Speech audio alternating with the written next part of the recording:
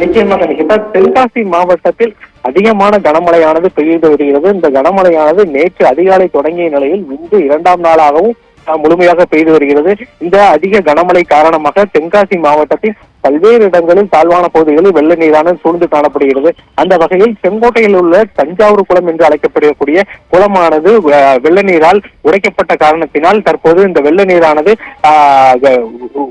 இது குடியிருப்பு பகுதிகளிலும் மற்றும் பேருந்து நிலையங்களில் இந்த வெள்ள நீரானது சூழ்ந்து காணப்படுகிறது. இந்த வெள்ள நீர் சூழ்ந்து காணப்பட்டதன் காரணமாக அங்கு போக்குவரத்து முற்றிலுமாக தடைபடக்கூடிய சூழலும் ஏற்பட்டுள்ளது.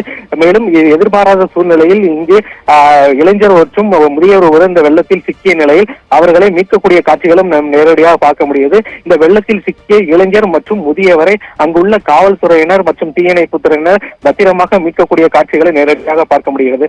அந்த வகையில் தென்காசி மாவட்டத்தில் இன்றும் தொடர்ந்து கனமழையானது பெய்து வருவதன் காரணமாக பல்வேறு இடங்களில் உடைப்புகள் ஏற்பட்டும் பல்வேறு இடங்களில் போக்குவரத்து துண்டிப்பு ஏற்பட்டும் பொதுமக்களுக்கான ஒரு அசௌகரியமான சூழ்நிலையானது ஏற்பட்டு வருகிறது.